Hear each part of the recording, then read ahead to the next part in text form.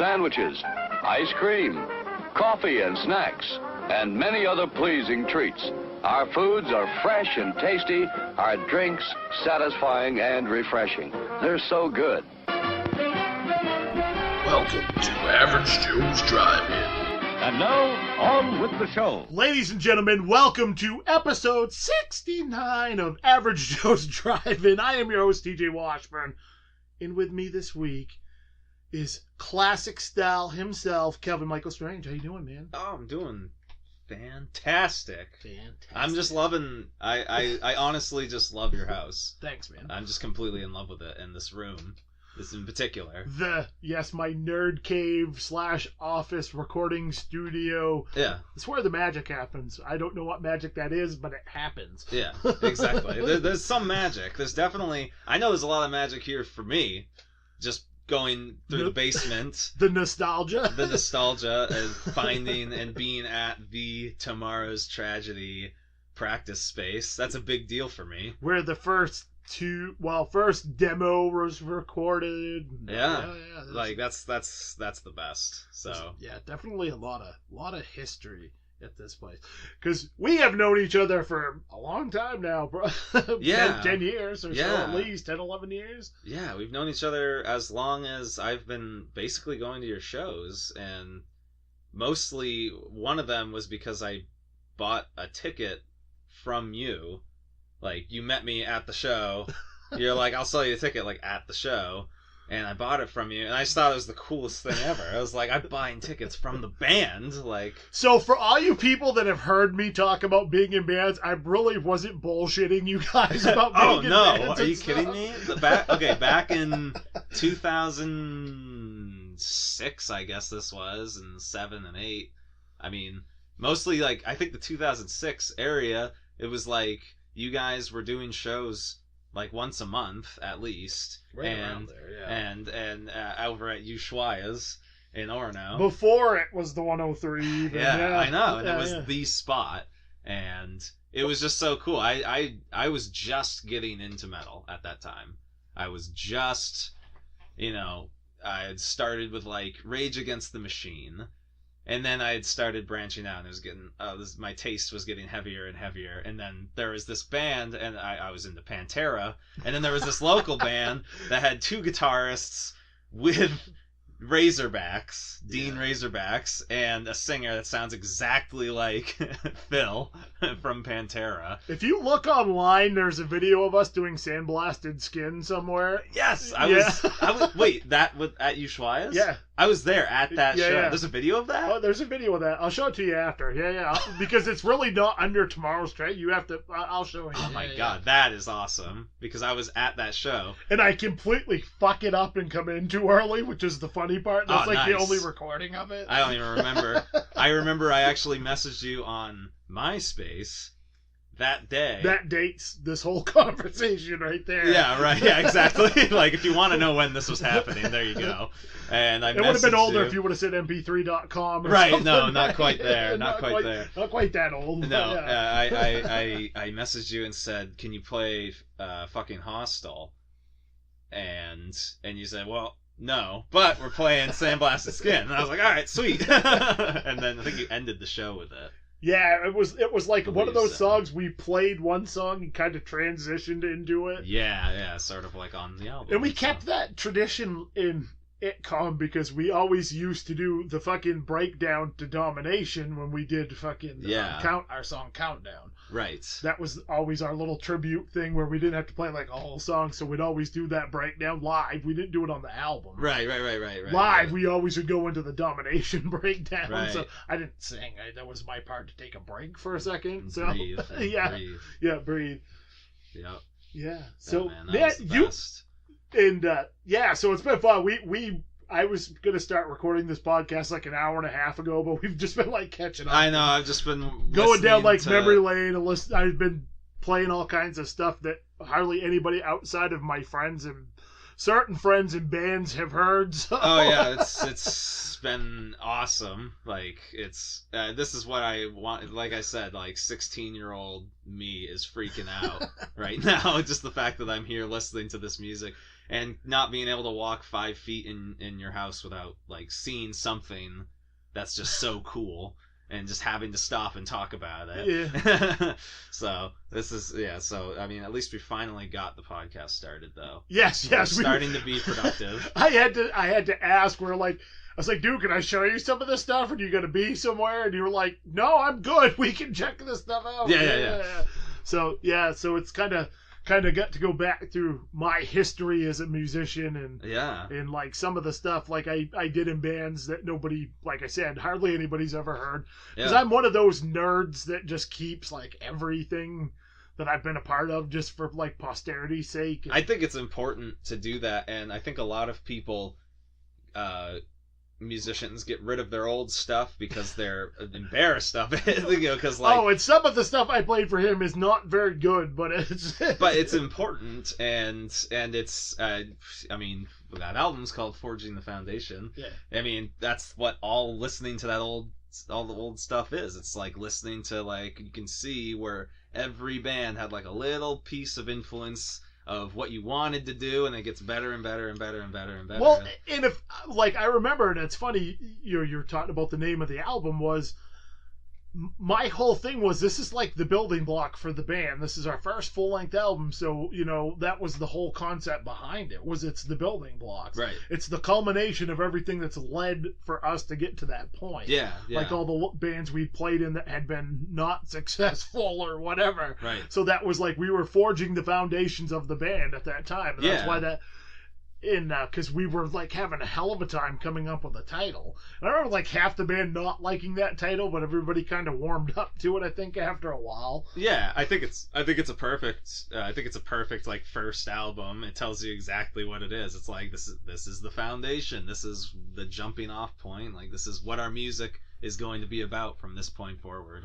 But what most people don't know is we had a demo album before that has a song that like only the people that had the demo album have, and there's only like 25 copies. That's amazing. Because we handmade all those and burned them ourselves, and that's the cool stuff right there. Like, the fact that my buddy still has like a copy of the first album and like of the DVD and stuff, because that's so limited, and it's just it's just cool. It's like this little piece of our teenage youth of like, we were like the epitome of do it yourself, because we made everything, almost everything ourselves, other than we did print some album, like our t-shirts and stuff we ordered, but as far as like all our physical media and stuff was almost all handmade. And I've always been, especially now as a wrestler and having no merch yet, I'm just so bad at it. I'm terrible at it, and I remember it just goes to show like how it increases your image, your public image, when you have all that stuff, when you have the stickers, which I got some Tomorrow's Tragedy stickers today. Which I didn't even realize they still had until like 2 years ago. Tomorrow's Tragedy hasn't been a band for 10 years. Yeah. So this was, a couple years ago, I found a box with some like random stickers in it, and I keep meaning to give them to some of the guys in the band. Yeah. And I just keep forgetting about it. Well, I got first dibs. So I had to give him a few of them. Honorary member right here. Yeah. Like, your image was like, in my head, when I was 15, 16, and I had just seen like my first Tomorrow's Tragedy concert, I went home and I was like, these guys are going to be famous. They got stickers, they got t-shirts, they got like all this amazing production, like it's just so good, and like it was really fun, and like maybe we were just being hipsters who wanted to like be there for like the explosion. Right, but that's what we felt like we were like, I totally get that, because that was Nobis for me. The first time I saw Nobis, I just was like, holy shit, another one. Who is this? Yeah. This is I've just been like a Nobis nerd ever since the first time I saw him. Inside, like, I wasn't even really in a band playing out the first time I saw them live. And it's funny because I played in a band with their manager years before they were a band. So they were, at the time, they were called Melee. They weren't even Novus. It was Novus, but under a different name. Right, which right, I have all their EPs too, by the way, of all That's that awesome. stuff. But... This is weird Maine metal history, you know? Like, you guys were one of the only... you're one of the only legitimate Maine metal bands, I guess. And, like, even now, there are a lot of good Maine metal bands, but as far as the scene goes, the scene just died out once, like, Ushuaia's, because you can have so many shows, and this is coming from someone who was in Holy Filth, so I have the right to say all of this. Right. I'm not trashing on fucking anybody. Right. This is just as someone that, like, understands marketing a little bit, to know that, like, it no longer had that feeling of, like, really a big deal in the area when you had that support from places like Ushuaia's. And my phone is telling me it's time to get up for my nap because I'm old. Oh my god, a nap alarm. I have a nap alarm. Just in case. Is that set for every day? Yes, it is. Just in case. Yeah, just in case I take a nap because I'm home. That's okay? beautiful. That's beautiful. I wish I could. We're talking about my glory days of metal, and here's my nap the alarm. nap alarm comes off. That's beautiful. No, yeah, but it's just back then. I feel like the scene was. I really hope that it gets more to that. Honestly, Ryan Curry from Holy Filth is one of the only guys that's, like, creating a legitimate feeling metal scene in the area anymore, because he knows he's got the PA and he puts on the shows, and he'll bring great bands up from Portland, you know, out of state. But other than that, and even that, he's only doing it at places where, you know, he can rent it out. It's not like we have that legitimate venue anymore where people go there, and it just had this, you know, big feeling to it. Well, the thing is, like, it was a perfect storm back in the early 2000s.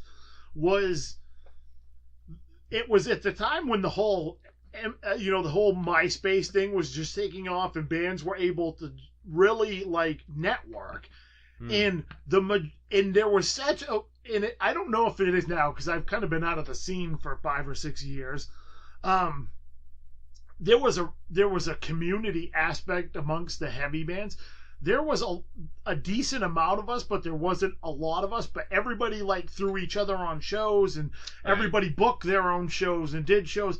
So we played for a while. Tomorrow's Tragedy was playing like 1 or 2 shows a week. Yeah. I mean, the first year, I think we played almost like 70 or 80 shows maybe in the first year we were a band. Man.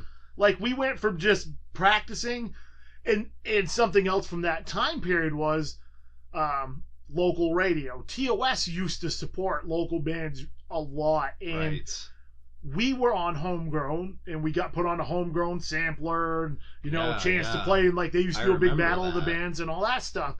But the thing is we didn't get a lot of regular airplay, but people would call in and request us, and they would play us. Right. So we were getting exposure. Right. So when we started, you know, getting out, like, we went from, in a year's time, we went from being, like, nobody to doing hardly anything to playing a few shows. Like, the thing that really helped us is at the time, like, Novus and Red Cloud Revival were, like, selling out Ushuaia's. Red Cloud Revival. They were putting more people in than some of the national bands because they were so amazing live.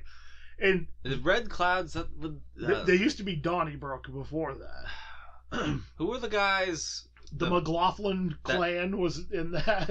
It was just that bassist with the, like, 7-string bass. Who was that? With the 7, are you thinking about Divine Ruin? Divine Ruin. You're thinking of different band. You're thinking of Max and the 11-string bass, but yeah, that's what it was. Jesus, I forgot. Yeah. Anyway, there was another band from that time period. Yeah, but there was. But yeah, like, Red Cloud and Novus were like national bands. Like, every time they played it, for some stupid reason, they took a liking to us, and they started putting us on shows with them at Ushuaia. So we were getting exposed to, like, such a big fan base.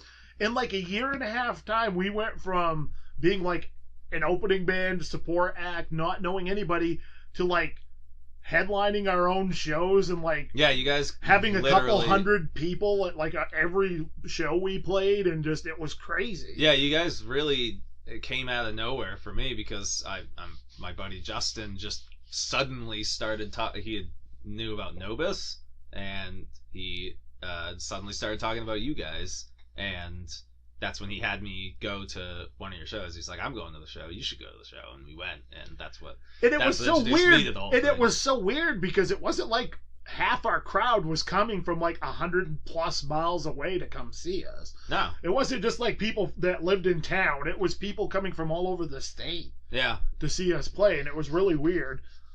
And I was in the band, so I see it with kind of a weird perspective because I never thought of us as being that big or successful. But then I talk to other people, and they're like, no, dude, you had like a really big influence on us. It's funny, like, it's so weird for me to hear people say that. And it's cool to me to think of that because now I'm like a public figure and I'm performing in front of just so many people that I don't know, and I wonder now and like just hope that like things that I do are gonna, because I mean you never realize who you influence. Oh no, you know, no, and people will come and people come up to you years after the fact. That's what I mean. I had like one I can sit. Well, I had a few rock star moments, but in Tomorrow's Tragedy, I only had one like what I consider a rock star moment. We were walking in the mall, and I can't remember if they had a Tomorrow's Tragedy shirt on or I had one. I think they had a hoodie or something on.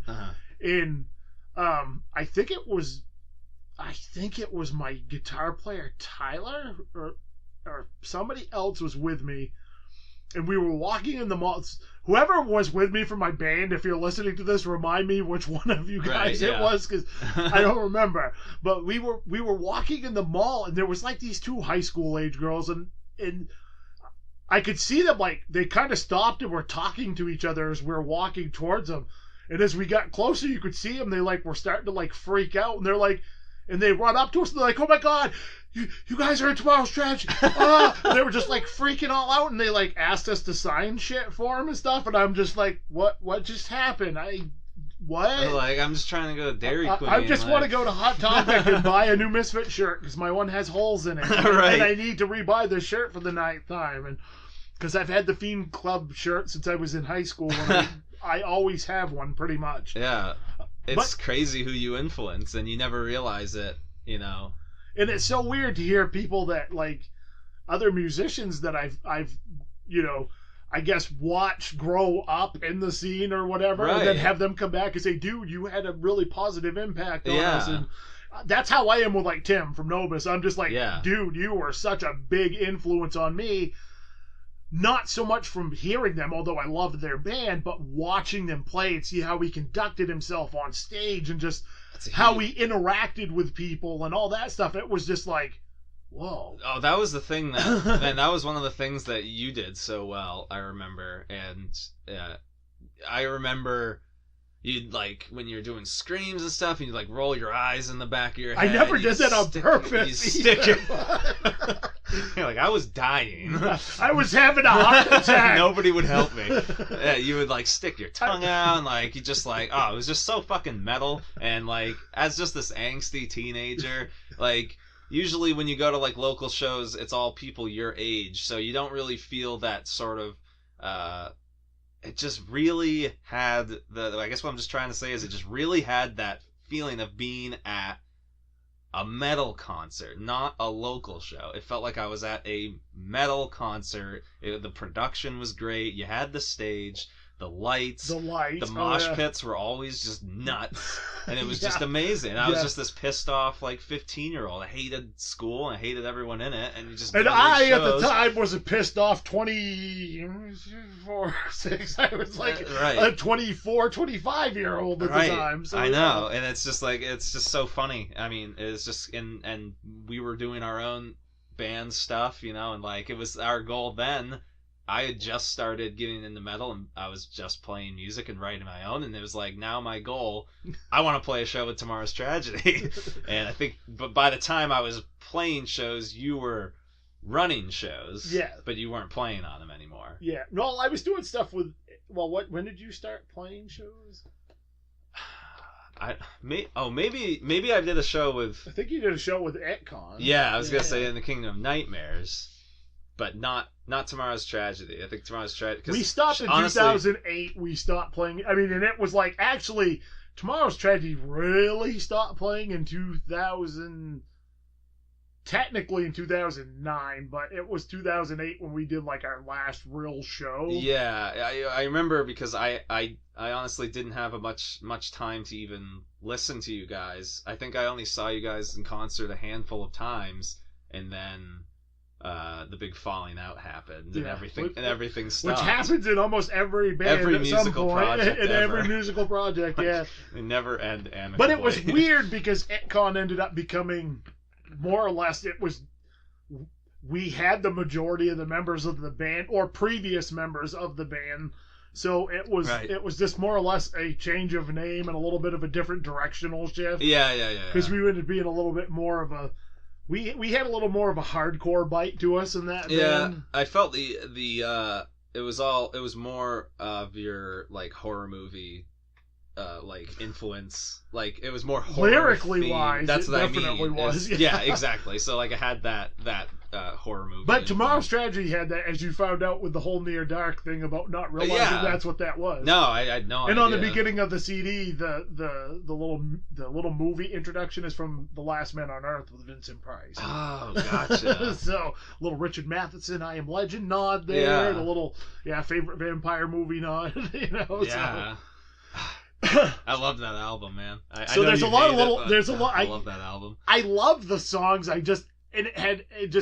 We actually ended up recording that album like 4 times, and we lost it a couple times, like the hard drive shit out on us, and there was a lot of issues with it. So by the time we got around to actually getting it done, I'd had enough of it at that point. And sometimes you get that negative association with just the recording itself. Like we had more songs that we were going to record that we never got to because we just had to keep recording, and we actually had recorded, and there's like no copies of those songs anywhere. I don't even know how much video footage I have of like any of these songs. It's too bad. I have video footage of like every show we ever played. I have pretty much video footage. That's cool. Of all shows, but that's too bad because that's history for me. Yeah, that's the only thing that really bums me out is I have no even if it was a shitty rough copy. Yeah, I don't have copies of those songs. Yeah, that sucks, man. Angelic Whore, like that T-shirt.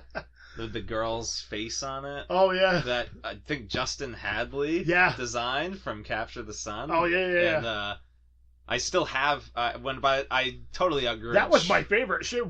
I love that shirt. We literally, I think, did one run of that maybe before we broke up, and that was it. Yeah, I bought that shirt like right when it came because you guys posted the design on MySpace. I love that design. And we're like, this is the new shirt design. The zombie girl with the missing lower jaw. I think I bought it at that Sandblasted Skin show. Yeah. I think that's where I bought it, and I wore it all the time. Like, and I still at my parents' house on like my old bedroom wall. When I outgrew it, I just cut out like the girl's head with like the jaw awesome. with Tomorrow's Tragedy. It's on my wall. I'll send you a picture. Dude, of it. That's awesome. It's those little things that I don't even think about because that's such a limited edition thing too. Because I still have my Tomorrow's Tragedy hoodie. Right, yeah. It's full of a lot of holes, but I'm not going to ever get rid of it. Nah, you can't, It's just like my Night of the Living Dead Girl Litcon shirt. Yeah. I found, which I thought I lost and I found, but it's like I was supposed to give it to somebody, but it's like I don't want to give it to somebody now because I kind of would like to figure out a way to, like, as weird as this sounds, my mom is going to make me a blanket. Yeah, with all the band shirts of all the bands that I played with because I still have almost all the shirts from the bands we played with over the years. That's I got really shirts cool. Of. So it's basically like it's going to be a Maine metal quilt of all just Maine metal bands. That's super cool. Yeah, and a few of the national bands we played with like the tour dates and stuff on so them. Rad. Yeah, and I mean that's the thing is like I wish Maine metal did still have that scene that you're talking about that it had back then because. Without the scenes in this area, we don't get any support. We're in Maine. We're in the middle of nowhere. And nobody cares, and it's what I mean. We're surrounded by Canada. And it's so weird because you go 3.5 hours south, and you're in Mass, which is one of the biggest metal scenes on the planet. I know, and everybody is exactly, and and the whole world is watching there. So it's like I wish there was a little bit more of that community. But that was it's something tough. back in the day of like the early 2000s. You had bands like Killswitch Engage and Unearth and all these bands. Lamb.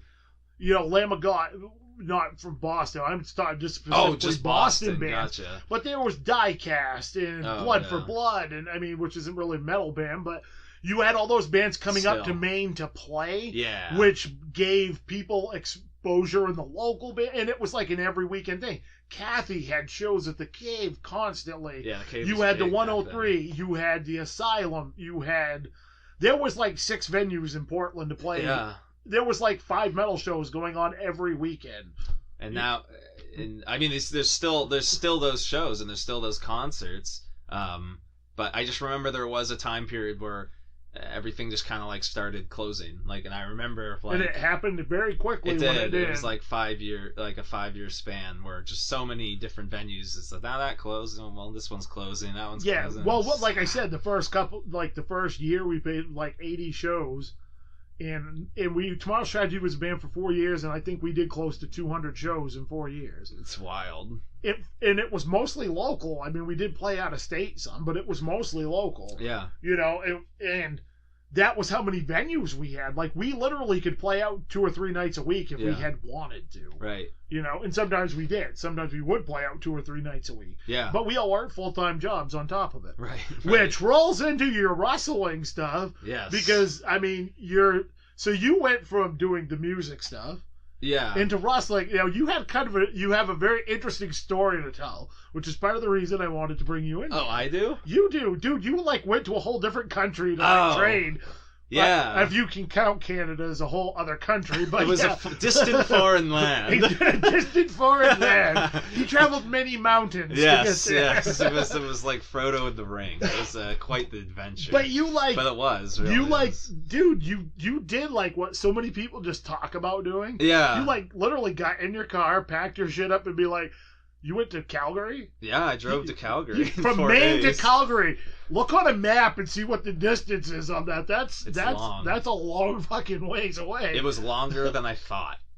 Like, I had been looking at the Google map of it, you know, just being like, all right, you know, that's not too bad. Like, I could probably get there in 4 days. And originally I wanted to honestly just take my time.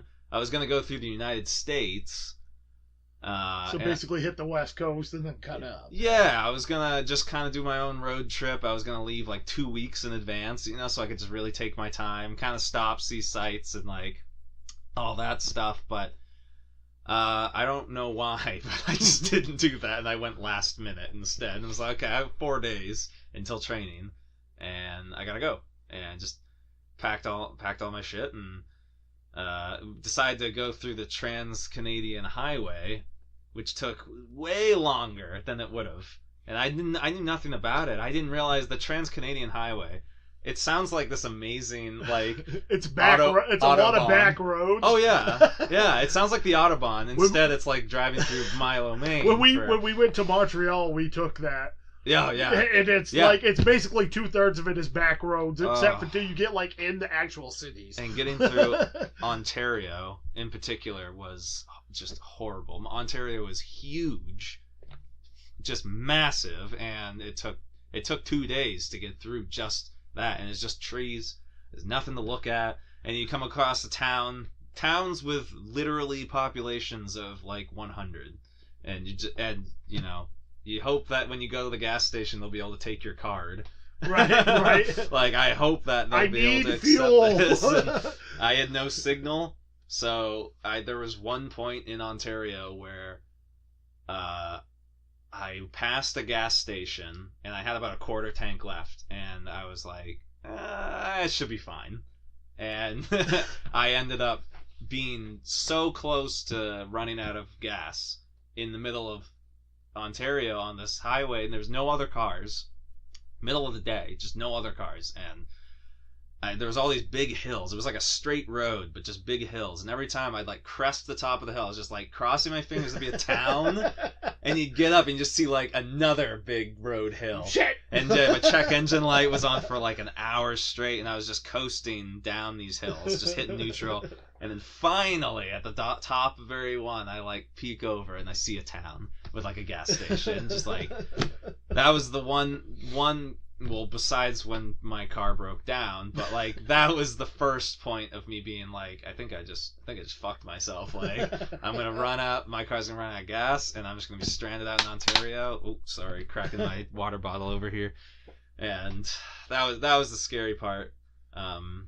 You know you're in the presence of a professional athlete when they carry a giant jug of water in with them for the interview. So.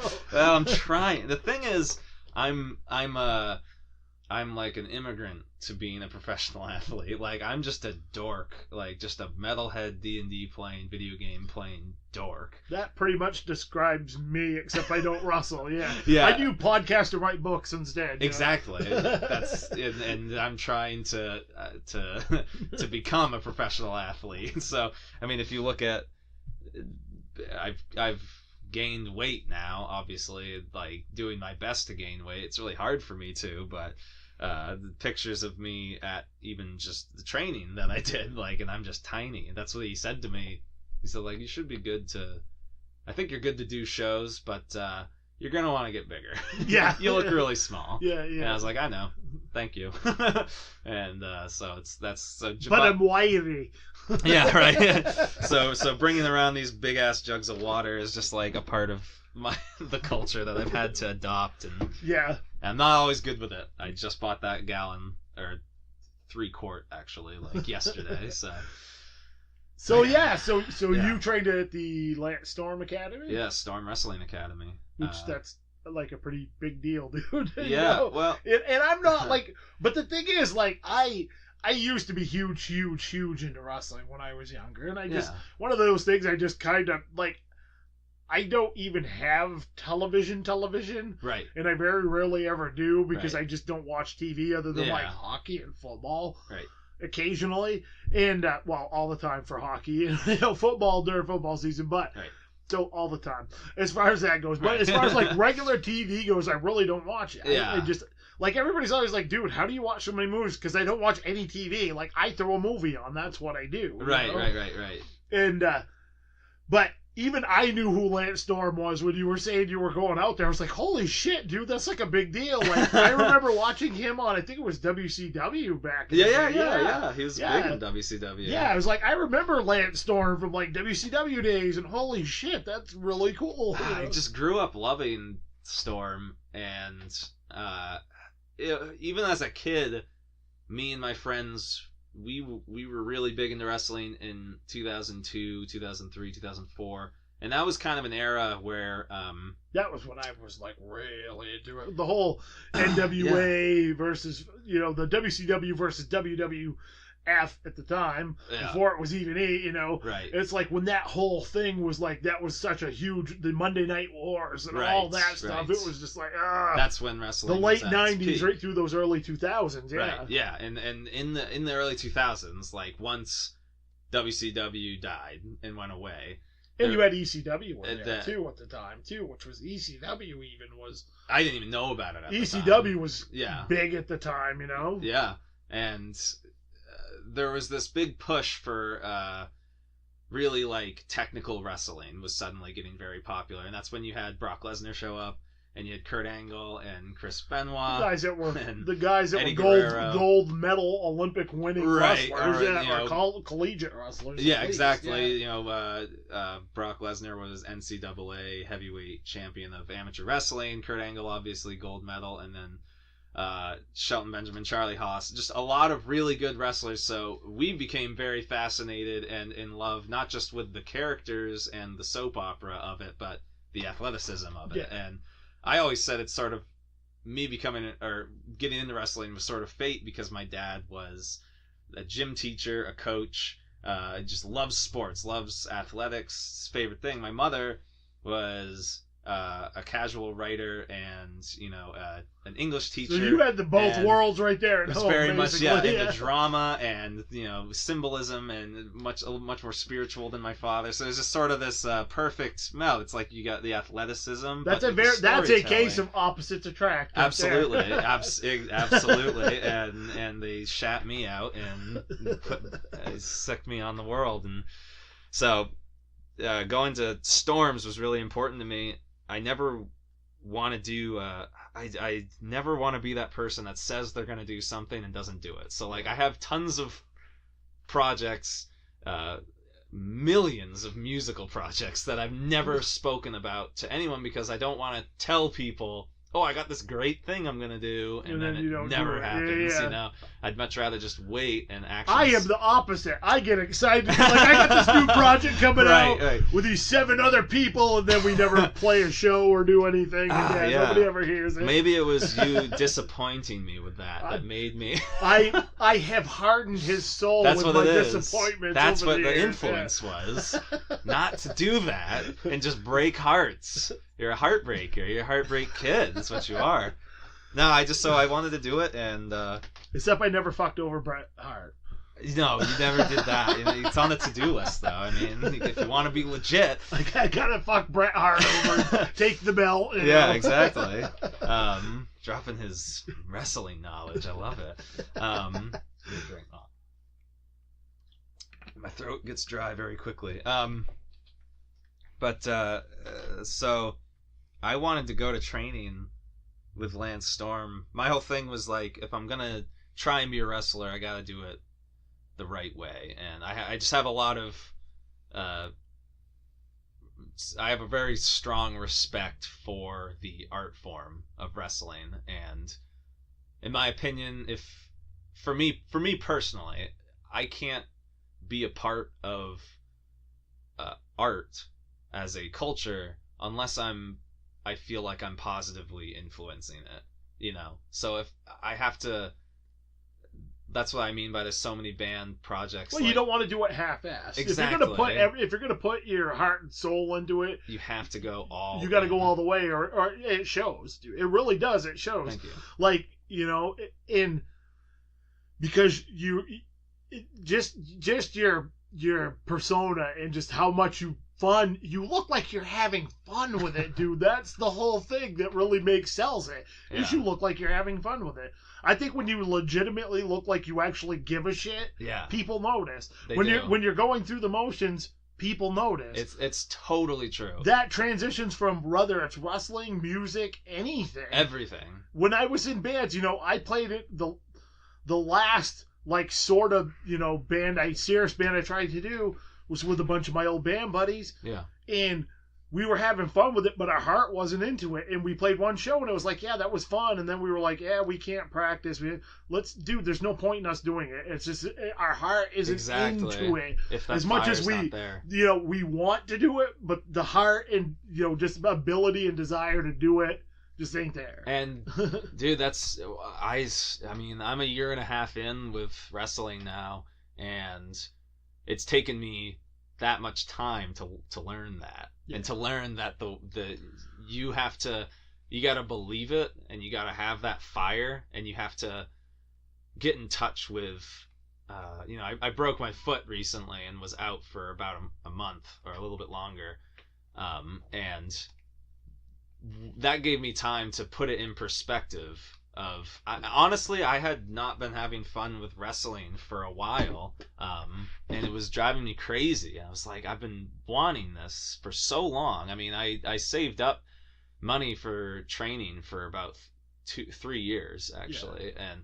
just to do the training, and then you do the training, all that money's gone. So it's like the past 3 years have now been basically erased financially, and now I'm here wrestling, and I'm not having fun with it for some reason, and I was just nervous all the time, and it basically just came from a fear of failure and rejection, and that's basically what I learned was I was just afraid all the time. And when I broke my foot, I kind of took it almost as spiritually of it was like a sign for me to just it was like, just slow the fuck down. Just slow down. Enjoy what you're doing. I was just taking the moment. Yeah, I was going just a million miles an hour in my head, and I was like, all my friends, I wasn't hanging out with anybody. I can't, I don't have time. I don't have time. Just do it. And then I just sit home and just like, you know what I mean? Like, I 100% know what you're talking about, because like when Tomorrow's Tragedy first started taking off, I never really got to appreciate like how much we actually accomplished in that band. Exactly. And some of the stuff we did. I mean, I always had fun doing it because I loved playing and I loved to be on stage. I'm one of these people, dude. I hated to practice. I hated writing songs, but man, I loved being on stage the and live playing. show, right? You know, Jeremy Soderbergh, that used to be Soundbender Wolves Among Sleep, Yeah. you know, Yeah. good friend of mine, said one time, he's like, dude, he goes, he's just like, he's like, you are a complete, you know, like you're a completely different person on stage. He said, but you can tell you enjoy what you're doing, you know? And it was just like other people recognize that, and it's just like, it's an intangible quality that comes through, especially when you really believe in what you're doing. And I think I'm honestly this kind of the same way. I mean, like I was never crazy about band practice. I was also always annoyed that every band I wanted to be in almost wanted to write. Sometimes I'm just a confusing person. It's almost like humans are complex or something. There's emotions. We all know that's thoughts not real. and, So I always wanted a band, and I wanted my bands to just take time writing our songs, so we'd be really happy with them. So that way, when we'd play them live, you know, they were just perfect. And everybody always just wanted to write songs as fast as possible so we could go play shows. Oh, yeah. And I was like saying, like, I want to play shows. It's not that I don't. But when you try to get everybody to do stuff like that on the same page, those bands never seem to work out because you're not playing shows, so there's no... Exactly. There doesn't seem to be an end game there for anybody. Right. They're like, you know, because that's what I tried to do with the original version of Killing Voorhees. We had like 8 or 9 songs written. I wanted us to take our time and write, you know, like 10 or 11 songs, have them down, be happy with them, then maybe go play a few shows. Exactly. Our goal wasn't to play a ton of shows, but I wanted to play a few shows. And but I think ultimately, because we had no real like set goal or time frame, it made us a little lax as far as practice. And that's what, and you know, I'm always be grateful, and shameless plug of my band Incorporeal, which I have that CD on my computer, by the way. Hell yeah. We you know, that for me, it was such an important band, and we've been a band since 2008 actually. Oh wow. Yeah, you'd never have known it, but it's because like I said, we adopted the mentality of actions speak louder than words. We're not going to say we're doing anything until we're doing it. And we did put out a demo, and then we did do an album, but we wrote that album for, you know, 8 years, because this was not a band put together to play shows. We could never find a drummer that wanted to play our style of music. We could never hold on to a bassist, so I had to learn to play bass and sing, which was hard. So any budding musicians out there, if you want to be in a band, learn how to play drums or bass, because every band is almost always looking for one or the other. We can find a guitarist, don't worry. Everybody wants to play guitar. A guitarist. That's why so many guitar players I know end up playing bass, right? Because out of necessity, because they can't find. Right. Usually it's the one guitar player that's like. And a lot of times it's one of the better guitar players in the band, but they're like, dude, I will do that duty because I know we need a bass player, and it's such an integral part. It's so important, and people overlook it all the time. The rhythm section is so important. Dude, in metal. Playing bass in Holy Filth was like some of the most fun I've had in music in general. And I had such a blast. I hear playing like bass. So many people, and that's the thing, like especially in metal bands, I think the bass players get drowned out a little bit by the showmanship part of it, of the guitar players, and the vocalist and stuff. Yeah, but without a solid bass player in a metal band, you're so fucked. You know really are. To anybody that's playing bass in a metal band or bass in general, I'll give you a tip of something I learned when I was playing in Holy Filth.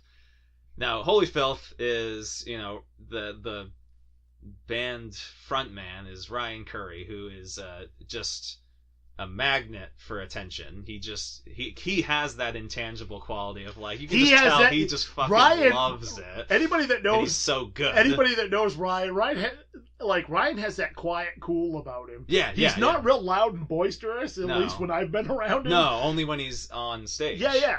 It's that same mentality that we were talking about, and he's just so good at guitar. He takes the spotlight, and there's no point in fighting for it. And I'm a performer. You're a performer. We're all attention whores. We all want. That's what makes it great. I always said I wasn't, but I think I was kidding myself. I like fucking attention. Everybody loves it, and there's nothing wrong. People say it as like a negative thing, but that's what made those performances of.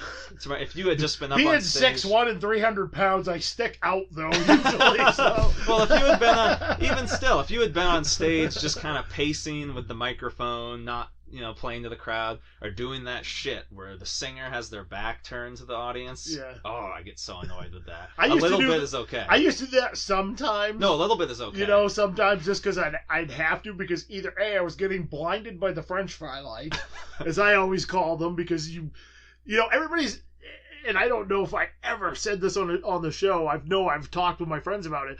I've had people be like, dude, what's it like being on stage? And I'm like, have you ever played a basketball game with no timeouts?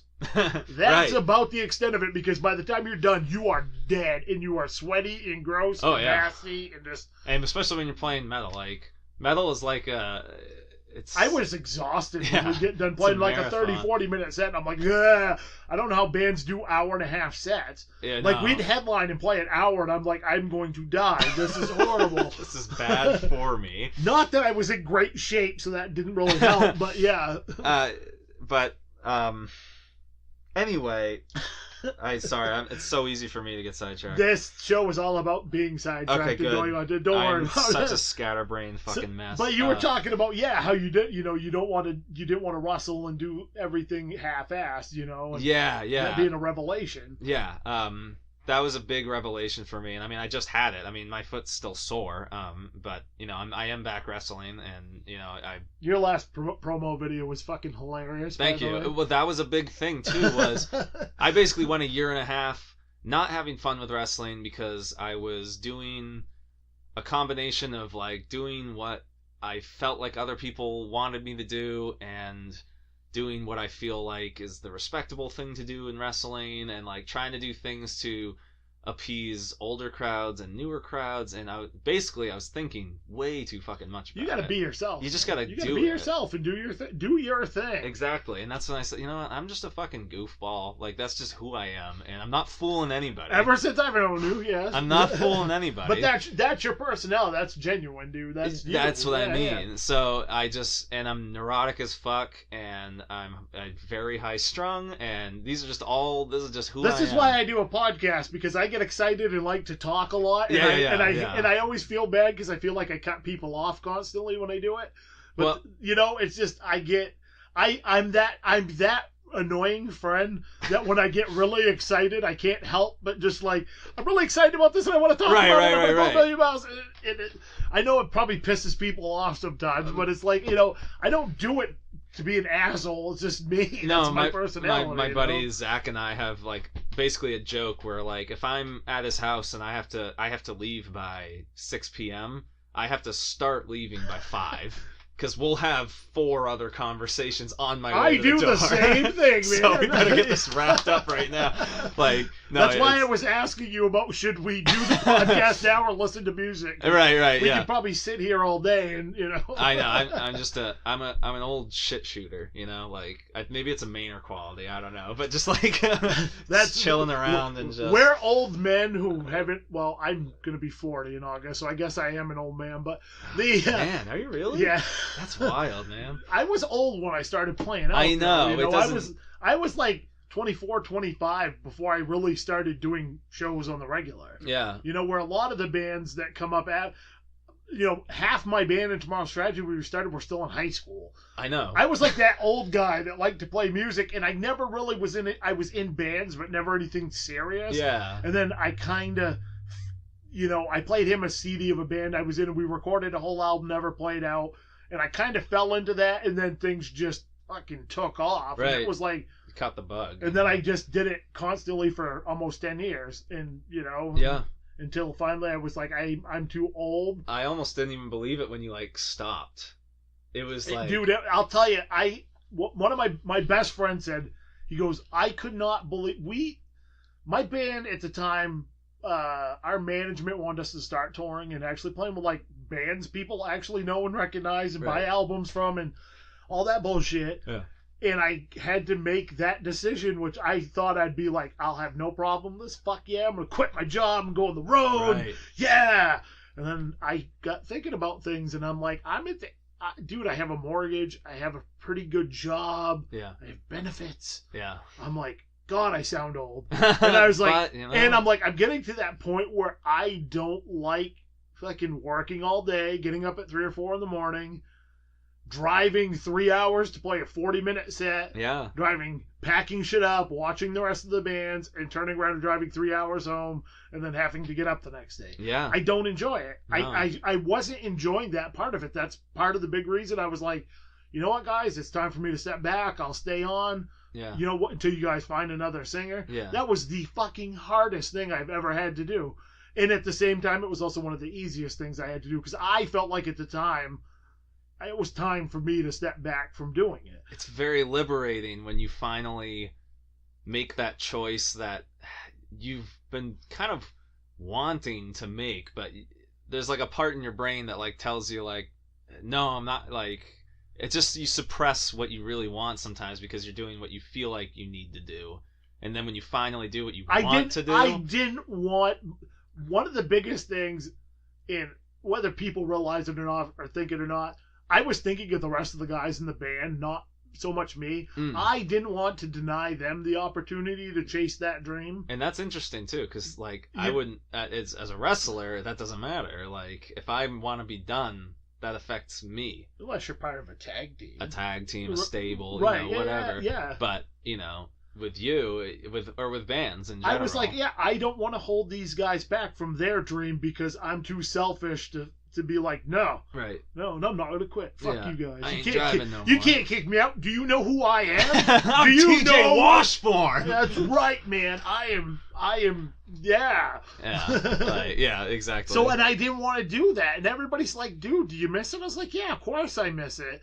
But at the same time, I always look at it this way. When people are asking about, all that stuff, and it's like, I did more shit than I ever thought I would do. I played a show for almost 11,000 people. That's awesome. That's so cool. I got to walk out on stage and just see a sea of people. And when I said, throw your fucking horns in the air, everybody threw their horns in the air. We had an all-girl mosh pit with like 200 girls in it, Yeah. I was like, this one's for the ladies, all-girl mosh pit. And just everybody beating the piss out of each other. And I'm just like... So good. That moment right there, if I never had played another show again, I would have been like, done. Like that was okay. I got to go out on top, Would you say that's like your peak right there? Like that for me, like a personal best. Yeah. That was like, as far as just one of those visceral moments that's always in my head. Yeah. That is one of the few things that is just forever etched in my head. Yeah. Is walking out and just put your fucking horns in the air, and almost everybody in the crowd are just like, holy shit. That's so cool. Yeah. And I went from that to the last show we played. The only other people there were the band and the people at the bar. So, and that was in like a 6-month span. Yeah. Or a 1 year span. Yeah. Yeah. So that was like the last. Definitely done that before. That was done that before. With that particular band anyway. That was like the last show, we played as far as that band goes. So that was in the Kingdom of Nightmares. We went from 11,000 people to playing a bar with nobody in it. Yep. Within a year. Not with a bang, but with a whimper. Pretty much. That's how most bands go. Yeah, and they just fizzle. It was like it was time, and it was, as much as I love those dudes in that band, and we're still all friends, and it's like that's good. At the time there were some things going on and whatever, and it happens, but it was like at the time it just felt like I was like I just don't want to go through a whole bunch of members with this band, and it's time. It just burns, It's time, man. And I got done, and I wasn't even going to play any more music, and I was done with it, and that's when. The guys from Salvo were like, hey, because I had filled in with Salvo before and actually played some shows with them. And they were like, dude, we need to have a change at vocals, and would you like to do it? And I was like, no. And I kind of felt like a dick because a few weeks later, I kind of had a little bit of a change of heart. I was in that weird mode where it's like, I think I'm good, but no, I kind of still want to play. So I was like, yeah, and they had already started with another singer and this and that, but then they were like, no, dude, we really wanted you to come sing with, and you have a history with us and blah, blah, blah. And my old bass player played with them. So I kind of, and I had fun with them. We recorded a great album that I absolutely love.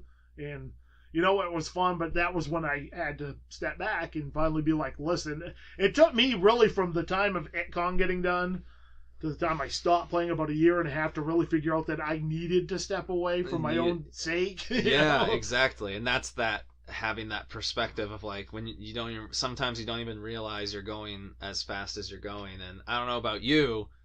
You obviously were going that fast for a much longer period than I have been, but like that year and a half that I've been a wrestler like went by like that. Oh, I'm sure. Yeah. I still feel like, I mean, I'm still a new wrestler, like all things considered, but now I'm not the newest guy at shows. There's other people who have just started, and it's weird. And they're looking at me. You're the old grizzled veteran. Right, yeah, like a year and a half in, like, I'm fucking Guerrero over here. Like, no, like, it's just weird being like, okay, now I'm not the new guy. That was another thing, too, was like, after a year, my year anniversary was when I actually said, okay, Kalvin Strange, that's what I'm going by from now on as like a public figure. Like, like obviously it's not my real name, but I don't care if you for blackmail notice. Email me. Yeah, right. This is funny because I was asking him beforehand, and I'm not going to reveal his real name. I won't do it. But I was like, I couldn't remember. It's been so long since I've actually heard his real last name that I was like drawing a blank, and I had to ask him. And we've known each other for 11 years, like 10 or 11 years. Yeah. It's just I've always had fake names as my internet profile. Well, even when you were in Holy Filth, it was Fetus Condor Stinger Missile. Yeah, exactly. So I've always not wanted employers to look at the shit that I post. That's basically it. Maybe that's been my problem all these years. And with that profile.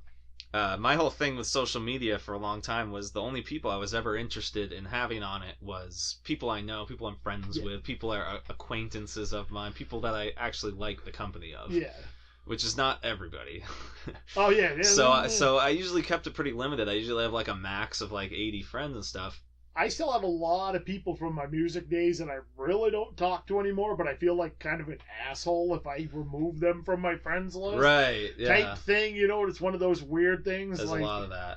It's like I speak to you, you maybe like something I post once in a while, but you don't really interact with me, but I feel like kind of a dick if I get rid of you. Yeah, and type deal, Yeah, it was tough, and I've had a lot of people who are actually like, I wouldn't say good friends, but like very good acquaintances of mine that like, and I used to like, sometimes I'd delete them.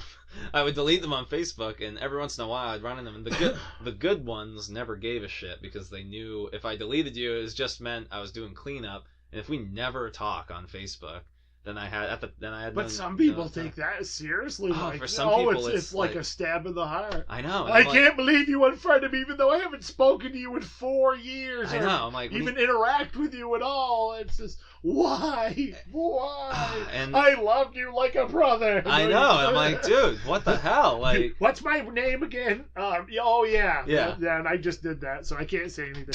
He's like, I'm gonna delete you when I get home. Well, that's the thing is now with Kalvin Strange as my profile, I have close to 500 friends, if not more. I can't remember. I have a lot now, and it's because a lot of them are fans, and it's just a lot of wrestlers, a lot of fans, and it's a lot of people that aren't even acquaintances of mine. And so I've had to learn how to be a public figure, not just say everything that's on my mind. I was going to say, now, how do you find, like... It's hard. Doing it that way, especially just, I mean, that's your persona, obviously, so...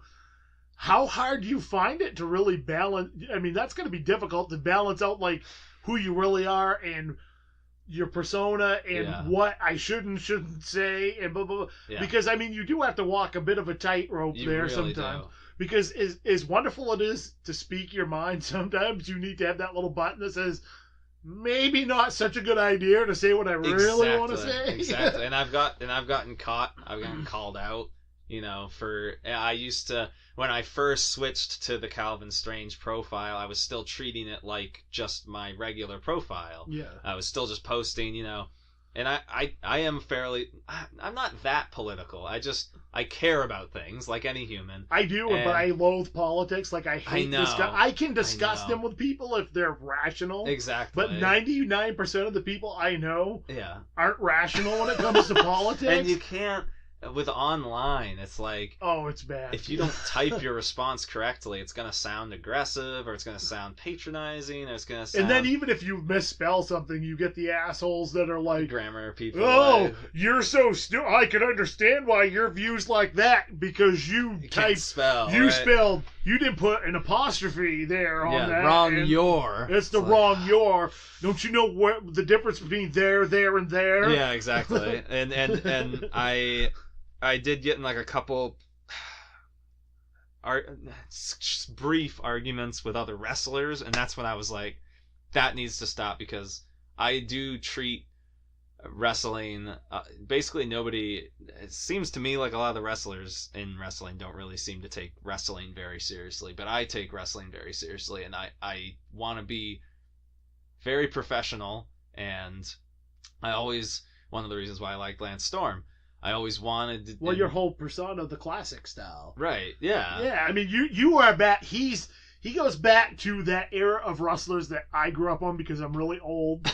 And, the Ric Flairs and the Dusty Rhodes and the friggin'... Even, like, Hacksaw Jim. Yeah. And Hillbilly Jim, Hillbilly Jim and the Bushwhackers and all those guys. They had their personas, or the Steiner brothers even, all those guys. Yeah. They had their personalities, but they took the wrestling part of it serious too. Yeah. It was a good blend. Yeah. To me, one of the reasons I kind of fell out of love with wrestling a little bit was that it turned into it's always been a male soap opera. Okay, I don't let anybody tell you it hasn't been, but it's always been a male soap opera. But the performing part of it started like completely just overshadowing the wrestling part of it for me, and that's when I lost interest, because I always liked both aspects of it when there was a balance, but when it shifted more towards just the performance, the drama, story part of it, it's like, dude, I'm seeing 10 minutes of actual wrestling every show and an hour and a half of Days of Our Lives. It's like, no, it's like, I don't want that. Yeah, exactly. And it's sort of like a lot of indie wrestling, the majority of it is basically everyone's smaller now. Big guys are hard to come by because nobody's fucking roiding like idiots anymore. Or most people aren't. Which is good. Yeah, but it does create a different feel. So now you got smaller guys, and a lot of them, it's all about high flying and stuff like that. And like, I know I'm not a big guy. I'm trying to be, because like I don't fly. Like I hate it. Like I've had people want me to do it in matches, and I've done it a little bit, but I don't do flips. I don't do any of that shit. And I was getting annoyed because I was a smaller guy, so I was feeling sort of like I had to do this style that I didn't want to do. And the classic style thing came from actually like just a promo I did in a training session after my Storm training. But the classic style idea was like, I want to go back to that era that I was really into with Benoit and Guerrero and Angle, where these guys were great wrestlers. Benoit was such an amazing wrestler. He's so good. Despite how everything ended with him. Yeah, we don't talk that about man that. He was an amazing technical wrestler. Because he was legitimate. When you watched him wrestle, like, you knew that guy, he well, now we got even more proof. He will fuck you up.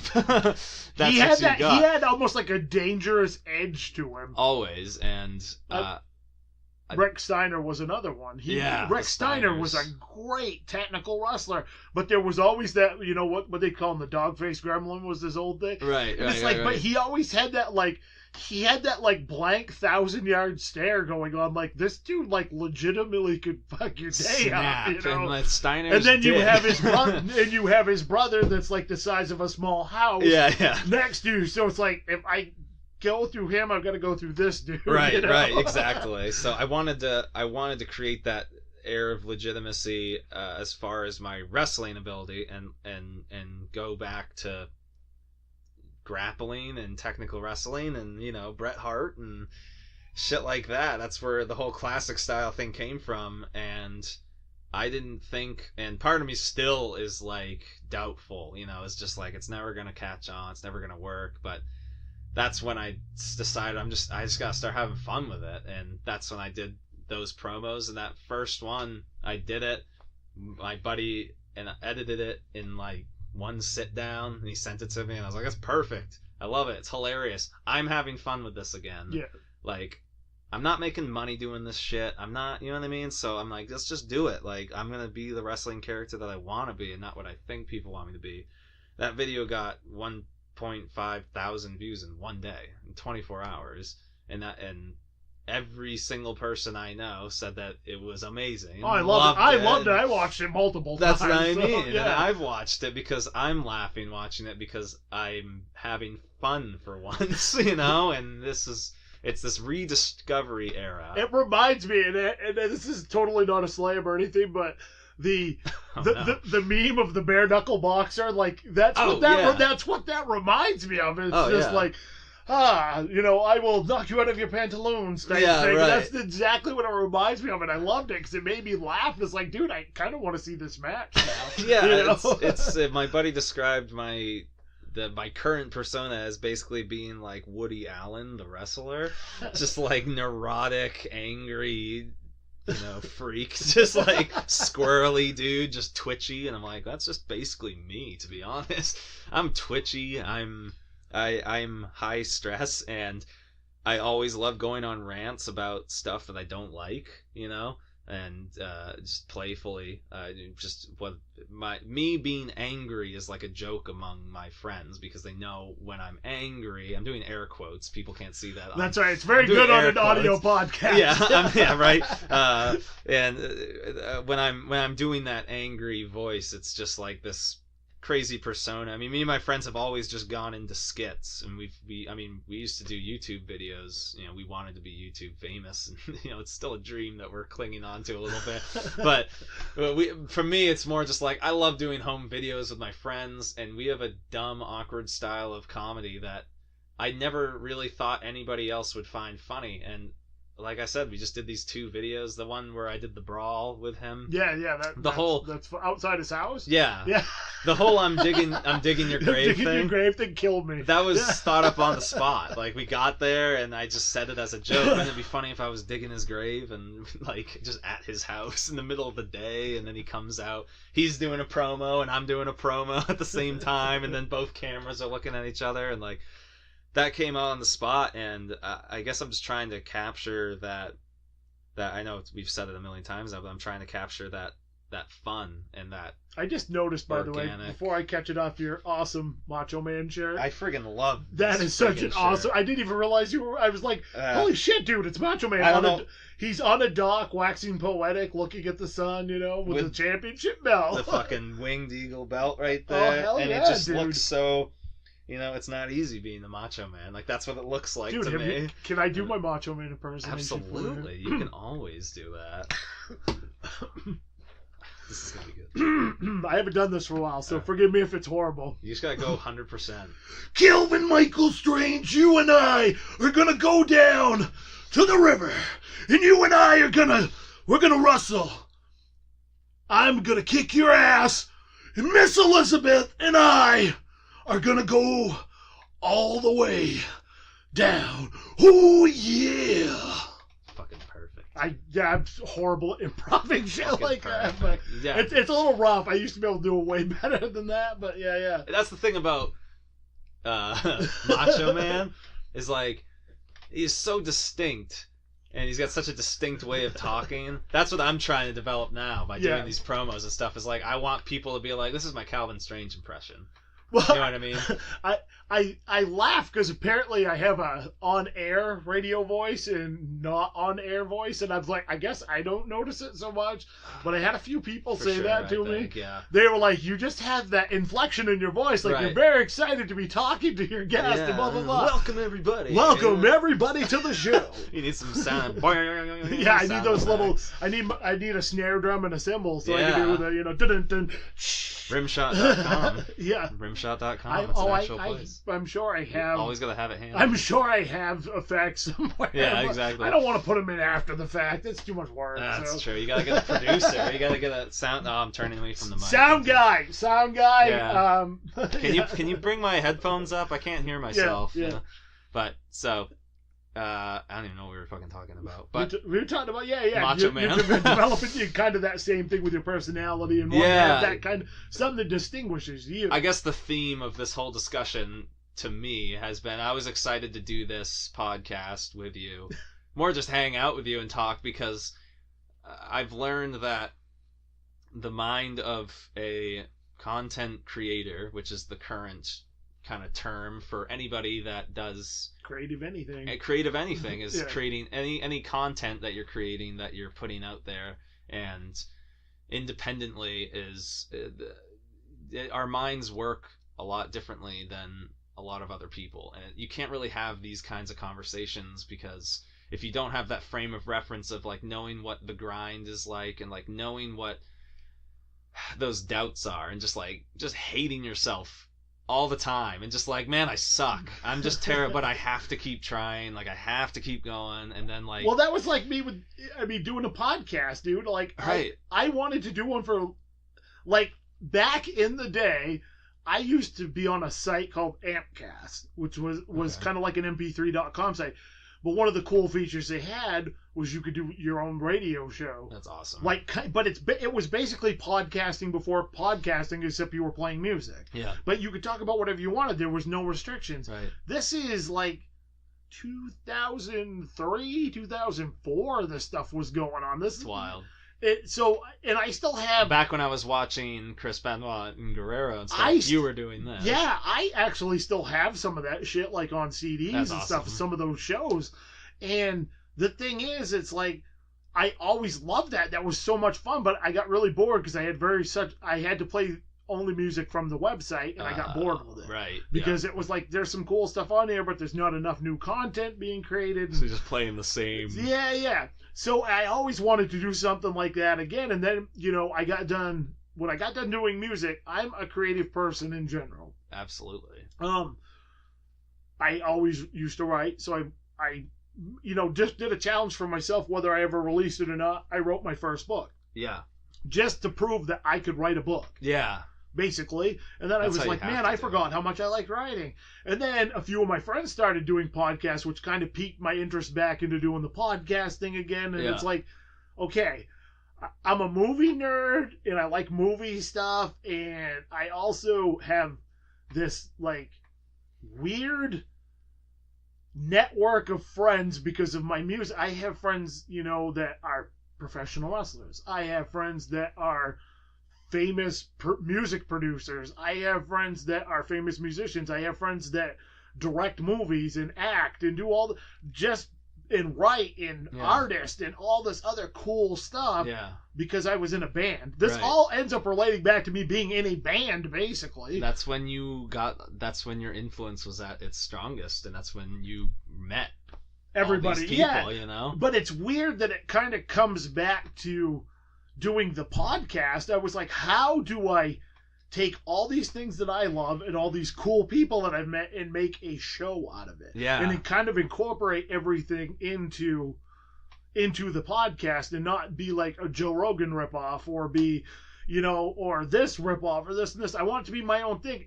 And I don't give two shits if anybody thinks my show was like anything else. I do what I want to do, plain and simple. That's what you have to do. I don't make any money off this show. Exactly. Unless somebody wants to sponsor me, and then I'm always open to sponsorships. Hey, so there's contact the plug me. right there. Yeah.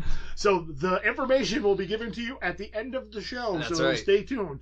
But, and that was the whole reason I wanted to start it. But I have all these amazingly talented friends, and I wanted them to be able to get what they're doing out there for people, too. Yeah, so it's like a platform. It's a platform because I knew how much that sucked trying to get anything for promotion, back when I was doing it. It was like, if you could get on a radio show once in a blue moon, that was like...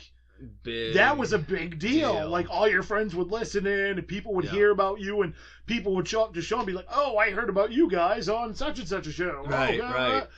So, and I wanted to be able to kind of, I guess, have it be like a reciprocal thing where I could kind of give back to my friends because I have the means and abilities to do this stuff, and obviously I like to talk and hear my own voice. No, but I mean, and honestly, I remember I was talking about all those projects of mine that I don't talk about until I've actually done them. Secret projects. This is going to be like a Prince thing someday. We're going to go back and open up his vault, and there's like 75 completed albums that no one's ever heard. You know, that might honestly be how it ends up. I'm just curious to find out what his Nothing Compares to You is going to be. Right. Yeah, exactly. My post-tune. Yeah, that's what I need. When Britney does her song, her big new song, I'm dating myself because I don't know new or pop artists. I was going to say Britney's pretty out of the loop on it, I think. Is she still even making music? I don't even know. Okay, when Rihanna does her new song. All right, that's pretty good. Okay, when Rihanna does her new song and it becomes huge, and then, 30, 40, 50, 60, 70, 80, 100 years down the road, they're going to find the original version. That's right. Secret Project. Yeah, exactly. Exactly. People will be like comparing it, like this was good, but man, this is haunting. Yes, exactly. It's going to be talked about at music colleges, It's going to be They'll great. be instead of Mozart and Beethoven, it's Secret Project, Prince. Yeah, right. I love that Zeppelin. I'm on top of it, yeah. Zeppelin's on bottom, I'm on top. That led who, the Beatles, who are they? Who the fuck is this? Who the hell is the Beatles? Twisted Sister, who's she? Content creator to content creator. You were and still are an influence because anything you ever wanted to do, you just did it, and you continue to do that. You wanted to do music, you did it. You wanted to host shows, you did it. You wanted to write a book, you did it. You wanted to write a second book, you did it. And my creme de la creme of what I've always wanted to do, I get to start doing in 2 weeks. What's that? It'll be in a movie based on something that I wrote. That's perfect. I mean, it's just a cameo, but I get my IMDb credit. Woo! But that's right. That's so cool, though. Yeah, IMDb. You're official. I took a really weird route to get there, but Yeah, but I mean, it's just so cool, and to me, that's what I always got to remember is like to have that drive and to remember why you started it, and remember what it was like when you were a kid and you just wanted to do that. Yeah. When I went to a Tomorrow's Tragedy show and I saw them playing on stage, and I saw you guys playing on stage and just controlling the crowd and telling them when to mosh, when not to mosh, when to stop. And people listened, and I never understood why people listened when I spoke. It's like, who the hell am I? But apparently I scared the shit out of everybody or something. For me, it was just like, for like a metal show, like nobody's there to think. Nobody's there to think. Like, when you're at a metal show, everybody is there to... I'm basically the crossing guard. The front man of a metal band is basically like a school crossing guard. Yep, Go! Stop! Traffic! Don't move! Exactly. Slam into each other. Except it's beat the shit out of each other. Yeah. Throw your horns up. It was like, horns up, stop, circle pit time. That's a whole different kind of pit. Like, you know what I mean? Like, all these different things. My question is, did everybody get my random, pit references? I'd be like, I want to see a pit done in an obtuse triangle. And I don't think people would ever get that type of shit, or like just completely ignored it and just did the normal pit thing. Oh man, all I remember, I just got the shit beat out of me like every single show. My favorite picture is my friend Kristen Koenig when we played a festival with like Godsmack and a bunch of other bands, and First song in, she gets her bottom teeth put through her bottom lip. Oh my God. Face covered in blood. I'll show you the picture. She's the one that was in the Kingdom of Nightmares shirt with me. She's bleeding on herself. I'm like, how much fucking more metal do you get than that? That is the person that is on the shirt is bleeding from listening to the band of being in a girl in a pit is bleeding because she's listening to the band of the shirt she's wearing that she is on. That's pretty fucking metal. That's pretty cool. That's about as metal as it gets right there. And that's what made metal show. I've been dying to go to like a good metal show, July, buddy. I know. Slayer. Fucking last time, man. That's why I've never seen Slayer. I've never seen Anthrax. I've never seen Testament. Those have been 3. And I don't think Napalm Death is still playing, which kind of bums me out. I don't think so. Yeah, I think there was some scheduling issues. Fuck, dude. But still, sucks. okay, yeah, I know. The rest of that show is going to be horrible. But it's like, no, dude, it's like Slayer, Anthrax, and Testament. I have been listening to them since I was in 4th grade. Dude. Yeah, that's awesome. You know? And it's like, Lamb of God I've seen once. They put on one of the best live shows. They're like in my top 3 live. Pantera may have been Pantera and Hatebreed are probably the only other 2 bands I've seen live that just destroyed a crowd. Nobody beats Pantera. That's so cool. I see like 1,000-person mosh pit at Pantera. I shit you not, dude. It was the most insane thing I've ever seen. I saw people going out on stretchers.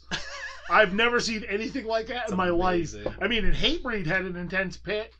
I mean, this was an Ozfest, so I mean, a lot of people. But yeah, I have seen Testament and Slayer. I actually snuck into the Slayer pit. I ran from security because I mean we weren't paying the $100 bucks for the pit tickets. Yeah. But there was no way I was going to see Slayer not be in the pit. Not be in the pit. I'm old, so I just stand at the back. Oh, absolutely. And put my earplugs in because I do the earplugs now too. Actually. I'm partially deaf as it is from years of playing. I do the earplugs loud too. Music. But oh, it was cool. There was like an underground railroad. Like there was this there was this guy, you'd sit in the front row, and it was like in an arena. So, it was like with the theater or the arena seating.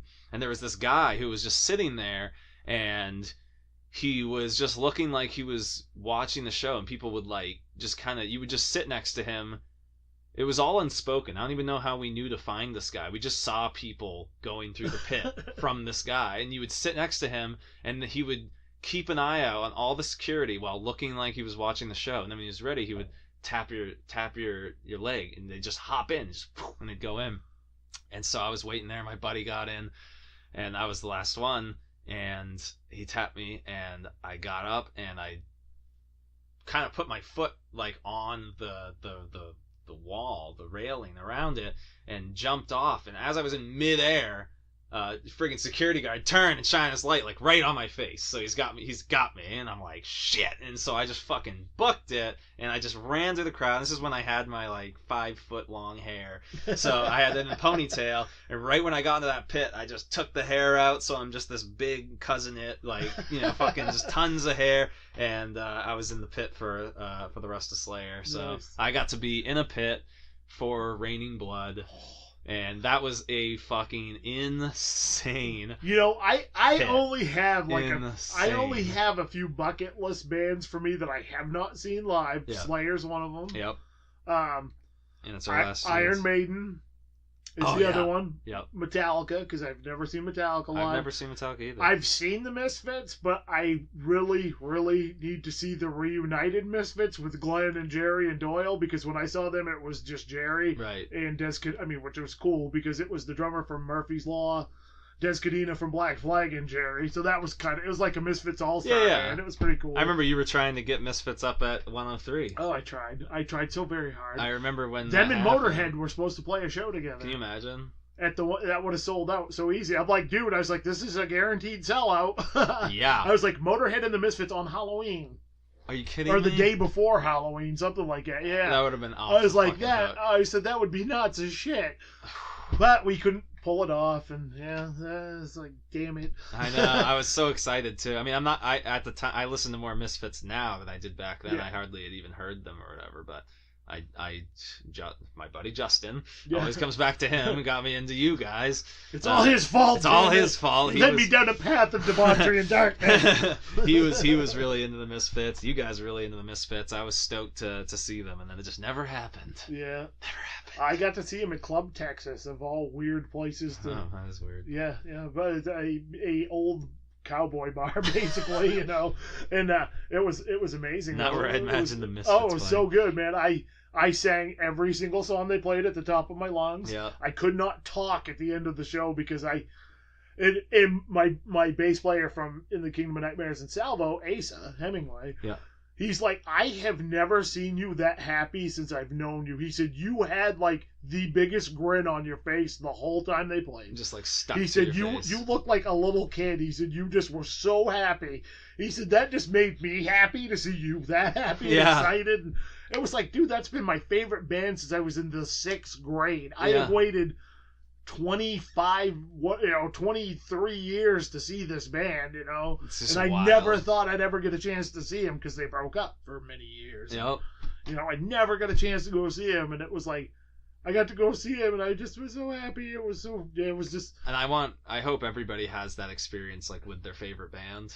I got to do that with Opeth, which is my favorite band. They came to Portland, and that was the same kind of, maybe not 23 years worth of like waiting for it, but it was still, if any band, like really the way that I am, the music I love now and the music I write now, if any band influenced me to write the way I do now, it is 100% Opeth. When I had been writing a solo project that I am still working on. Unnamed solo project. Yeah, exactly. A secret solo project. Secret solo project, yeah. I've been writing this for like 8 years now. And I remember I had like 4 or 5 songs written for it. And then I listened to Opeth. And I remember like going home and just ripping apart every song. I was like, this is garbage. This is trash. I suck at life. I hate myself. Yeah. And so that... And seeing them live was the same sort of experience. It was just every lyric, just you can't stop smiling. And Opeth is not a mosh pit kind of band. Like there were pits going on. And you want to know you want to know the dumbest part of this whole thing is what? I left just as soon as the show was over because I just was like I was so mentally exhausted at that point, and unless you've had that happen, it's such a weird thing. But anyway. Like, all the dudes from the band were, like, hanging out and signing stuff. No. So I never even got a chance to go up to him and be like... Because I would have totally had, like, that 12-year-old girl meeting in sync moment. Right, yeah.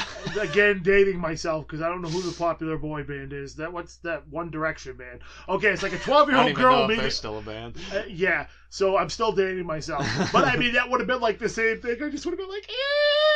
And, I would have felt like an idiot after. But and then, like, a bunch of my friends like, oh, yeah, I got pictures with him. Michelle, I'm like, I fucking hate you. I'm so stupid. I'm so stupid. I was like, this has been like somebody who's been such a huge, huge influence on me for so many years. And I didn't even get a chance to just be like, dude, thank you for putting out all this music that got me through so much shit as a kid and just made me love horror movies and made me do half the shit I've done has been because of your band being such a big influence, I never got that chance. Maybe influence is the theme of this podcast. Influence, I don't know why I care so much. I care a lot about themes. I think everything has a theme, and I feel like the theme of this has been influence. And it does, I think even whether you realize it's happening or not, there's always a naturally flowing theme to things, and that's when these podcasts work the best. And stuff. So... Holy shit, we're almost at an hour and a half. I know. That's what I just was seeing. I was like, holy crap, I can't believe it. I mean, I could talk like this for like 2 hours. We could make this like a 9-parter or something weird. But like with the wrestling where you're at now, and you've got some what's some stuff you've got coming up where people can check you out wrestling? I'm wrestling in Portland. That's Maine, not Oregon, because there are Portland, people that listen all over. Yeah. Okay, sorry. Portland, Maine. Portland, Maine, I'm wrestling NAWA. That's going to be at Gino's Rock Club, actually, where I've also played. I think I'm one of the few people who has played metal and Wrestled wrestling there. I played many shows at I've Gino's done over both the years, now. So Gino's Rock Club in Portland. That's going to be this Friday, actually. I'm going to be in... Which is June 9th? 8th or 9th. 8th or 9th. Whatever this Friday is coming up. I'm horrible. Because this podcast will be broadcasting on Thursday. So, yeah. That's tomorrow, everyone. It's tomorrow. For any Portland listener. And I'll be in Rhode Island wrestling for RWA June 30th. I know the date of that one. TIW June... I'm so bad at this. Oh, God. It's the third week of June. This Saturday. is why I have all my dates in my phone or on my computer, because I am terrible at remembering who I have scheduled for guests. I book my guests out like 2 months in advance. Yeah, you did. This was booked 2 months in advance. So it's like I have to write it down or I completely forget. I write it. I have one of those big like calendars on the wall. It's like I also have one of those by my fridge. That's the only way I can do it. I'm just bad at it with my phone, and honestly, my phone goes off so much these days. Mine makes a special ringtone. I have a special ringtone set for podcast stuff, so I don't forget. That's smart. Right next to the nap one. Yes, so. Right next to my nap alarm. That's like a hip hop dance club remix thing. So it always scares me because that's one. I'm not. I like hip hop and rap to an extent, but it's gonna be like I'm real picky. Right. So right. that is the type that I don't listen to really at all. So that comes on, what the fuck? I'm like, is what that? the fuck is that? This is screwing me up. If it was Slayer or something, or Misfits or whatever, or you'd be sleeping like a baby. Johnny Cash or something, I would fall asleep. Yeah, exactly. I just keep sleeping and be like, that's normal. Yeah, exactly. No, yeah, I'm terrible at doing these plugs and stuff like that. I have one request that eventually you guys have to do. What's that? And I don't know if you would remember this or not. Again, I'm going to date myself. Okay. Back in the 80s, all right, WWE, all the wrestlers did an album, like where they did their own songs and stuff. You want a wrestler album. Oh, yes, but because this needs to be all the main wrestlers, because, like... Oh, my God. Obviously, all the ones that I know are former musicians. That's true. There's a lot of former musicians that wrestle. You guys could you guys could write and record like your own version of that type of album with like a little more modern. That's really funny, and I've never even thought about that. Okay, so I better get a special mention in this album when it comes out.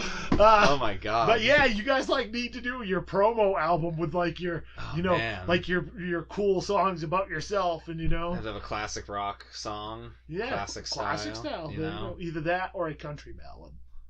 Like a Johnny Cash style country ballad. Oh man, I don't know if I can tackle a country ballad. I have to do some research. Almost like Walk the Line. I'm gonna have to do some research. I've never played anything quite like that. I can help you with lyrics, whatever. It's so funny. You know what? And you could get Danger Kid and Aiden Agro to do one. And, I could. I mean, well, I will tell you this, that as far as secret projects go, I'm not allowed to say any much more about this. But I will say that there is a secret project right now. Not musical. There's a secret project going on that includes the Danger Kid and includes Aiden Agro. Who are members of the Maine State Posse, and for those of you. Yeah. Alexander Lee. So there is a secret project going on right now, and we are really hoping that the project will happen it's sooner rather than later. It's a Richard Simmons style jazzercise video. God damn it. TJ! Back to the fucking drawing board. I'm sorry I gave it away. Jesus. Sweating to the oldies, kind of, but with a little bit of a wrestling work. The wrestling workout. Yes, video, it's just going to be arm drags all day, just the arm drag workout. You want a good arm workout? All right, we're going to alternate arm drags. It's arm drags today, boys!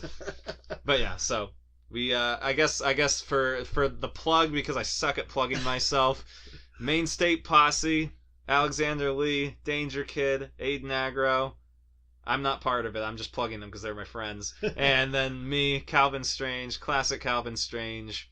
We're wrestling throughout New England. We're trying to spread further, get to more companies, and do more. And I'm trying to really start pulling my weight because of everything I talked about of breaking my foot, having revelations, coming back to wrestling, remembering why I love it, and having fun with it. You know, one of these days, I think I'm just going to show up and just, like, walking down the aisle and be his hype man for a show or something. Yes. You know. Manager? Hell yeah. Be manager. Because I always thought I'd be a good manager. I'd suck at wrestling because I'm fat and not mobile. So, you know. Good manager, man. A good manager is important. But I could be the AJ Styles or the AJ Styles of managing. Of managing, yes, sir. Yes. Or who was the other guy? The guy that used to carry the tennis racket around. Jim Cornette. Jim Cornette. You know, I could be modern day Jim Cornette. Hell you yeah. know? Bring some other kind of like a hockey stick since you're a hockey guy. I wear my Jason mask and bring a hockey stick. And, there you go. And, you know, just I'm large. Most people won't mess with me. I'm a big guy. You know. I would categorize the Friday 13th movies as classics, so therefore you have the classic style. There you go. So it works for me. And I'm classic because I'm old, so you know. Census. That's good. I am technically an antique at certified this point. classic. I'm a certified antique at this point. Yeah. I just want to say, just because it's a horror movie type podcast, you're a horror movie guy. My favorite Friday the 13th movie is I actually forget the name of the one, but it's the one fuck, I'm botching this whole thing. I wanted to tell you this because so many people think I'm so weird for liking this one. You like part 5? Is that it? I think it's part 5. With Roy Jason? Where it's not the real Jason? Yes! Where the ambulance driver? Yes! Yeah. Yes! It's okay. Because that is the dirtiest, grimy, most pervy one. Obviously, that's his favorite. Well, I mean, I was a kid when I watched him. It's just funny. I grew up loving that one, and then that's the one like most Friday the 13th fans like hate. Oh yeah, that's what I mean. Because it's not Jason. No, subjectively speaking, or no, objectively speaking, that movie's horrible. Oh, like, so much fun. But it's just great. Like, it's just hilarious. The guy, a kid, gets axed to death in like the first like 10 minutes just because he eats candy. Like, that's right. Well, you know, he was trying to give him his chocolate bar. He wanted to cut wood. And for those of you who are movie nerds, the man that hacks up the kid is the guy that plays Suicide in Return of the Living Dead. Wow. Who died shortly after that. 3 or 4 years after that was filmed in an accident on set because he was also like worked on the film crew doing movies and stuff like that, and he actually got killed on set of a film. Holy shit. Yeah. Jesus Christ, I never knew that. Yeah. Damn. Yeah. I'm a plethora of useless, nerdy movie knowledge. And what else to do with that than have a podcast? Exactly. I need to do something with it. It just like builds up in my head, and nobody wants that because then I start really spouting a lot of random shit off and people don't get it and I feel stupid. So, well, I'm glad that there are more people out there that are just trivia nerds for the stuff that they love, you know. And when I came in, you were watching the Toys That Made Us, and I watched that, and anything that is overly informative. There will be a review coming of that on episode probably 70 of Average Joe's Drive-In because I'm going to finish that up. Hell yeah. Hell yeah. And I'll have a review of season 2 of The Toys That Made Us. So, yeah. Spoilers. You should watch it. It's awesome. Yeah. If you didn't even know there was a season 2 out yet, like I did, because I just randomly stumbled across it. Yeah, they just kind of threw it in there. Because I've been so excited to see that, and then all of a sudden it's like, holy shit, it's on here. I'm going to watch this and not binge it all in one day. So, yeah, because it's so damn good. Is there anything you've been watching that you've been into? I just finished watching that. I just watched two horror movies. I watched Clown the other day. That looks weird as shit. It was great. I really liked it. It's Eli Roth. Yeah, it's one where the clown mask kind of takes over the guy. Yeah, a guy just like finds I haven't seen it, but I've seen some clips of it. It's like, dude, and I don't like Eli Roth at all. No. Not an Eli Roth fan. No. Although he was awesome in Inglourious Basterds. Absolutely. As the Bear Jew. He's great as the Bear Jew in Inglourious Basterds. It's a really cool movie, and I like the pacing of it because a lot of horror movies, like the first 30 minutes, I don't even really care about because they're setting up all these characters that I know are going to die. I don't care about you characters. Fuck, dude. Like, who needs plot and shit? That's terrible. To me, so this one is great because it doesn't give you so much expository dialogue. It's just like, here's the guy. Obviously, this is his wife. Obviously, this is his kid. There's no point. Like, obviously, they love each other. We don't have to have 5 scenes of them kissing each other and saying they love each other. It's just. But that's very important. Come on. And he puts on the clown costume and he can't get it off. That's all I'll say. He puts on a clown costume and he can't take the clown costume off. It's a really weird, cool concept. So, and it's great. And it, like I said, the pacing's really fast and it was fun. I think that was an Eli Roth Presents, though. I don't think he directed it. That's what I mean. No, he didn't direct it. I don't know who directed it, but yeah, it looked creepy. I see some clips where I was like, dude, that looks kind of fucked up. Yeah, like, good makeup department. It has the guy. Good practical effects. Yeah. Who's the guy from Fargo?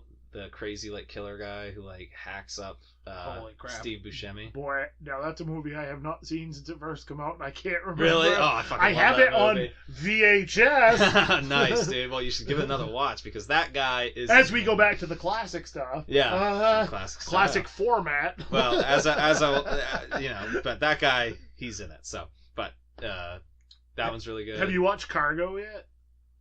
No, dude, watch that. I watched that yesterday. It's good. It's like a less depressing version of The Road by Cormac McCarthy. Right. Oh my god, it's so depressing. That is like I wanted to slit my wrist so I could see color after I watched that. I know. Because that's like, dude, that's one of those rare movies that I have ever watched and been like, I'm like really depressed. Maybe I shouldn't have watched this because there's no positives. That's such a bleak movie. There's nothing happy about that at all. No, that's depressing as shit. Yeah, that's a tough movie. I'm not really into those movies, but I was like, it was such a good movie. Yeah, I will never watch that ever again. I saw it once. That was enough. That's my problem. I'm obsessed with the really depressing movies, and like I love them, and I can only take so many. Like I watch one, and I'm done for like a week at most. You know, I love gore, dude. I'm a gore hound, but I like. What is the way to explain this? I hate cannibal movies. Fucking will not watch them. Fucking hate them. There's something about them that just it bothers me. It creeps me out. Wow. I don't mind being creeped out, but that creeps me out in a not good way. Yeah. Like that's fucking disturbing as fuck to me, and I don't like it. Right. It's like why I've never really been like serial killers fascinate me. Right. Just because it's like the depravity of the whole thing and like.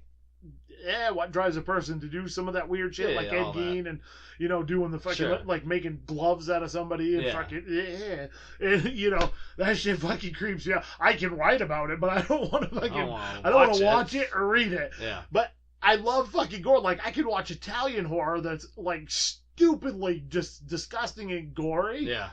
But it's when I watch it, I'm not thinking, oh, dude, that guy just got a fucking drill through his head, and that looks disturbingly real, and I'm wondering if they really did that to somebody. No. It's more of a, how the fuck did they do that? Yeah. I want to learn how to do that. I wanted to be an effects guy for so long because of horror movies. Right. It was like, I wanted to be Tom Savini or Rob Bottin or Rick Baker, or, those guys. It was like, and I just never did it. Well, interesting thing. To bring your world and my world together.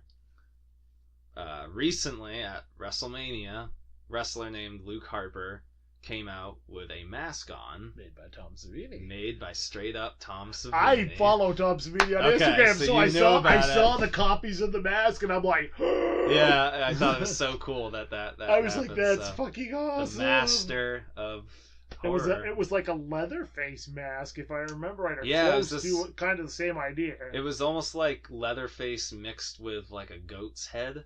So it was like the shape of a goat's head. Luke Harper, he's the weird dude that always wears like the pig head shit and stuff, wasn't it? Who am I thinking of? Pig head stuff. Maybe. I don't know. They did a lot of weird promos. He's got a big beard. For a long time, he was like this kind of crazy hillbilly. Almost like Satan. I know who you're talking. I swear to God, I'm trying to remember. Like I remember, there was like way back when they first it was like the weird family thing, right? Is that the Wyatt same? Family. The Wyatt family. Yes, Wyatt. Yes. Bray Wyatt. Bray Wyatt. Yes, that's who I'm thinking of. Okay. Yeah. Yeah. Him. So he's still around. Yeah. And they're not doing quite that anymore, but it was just so cool.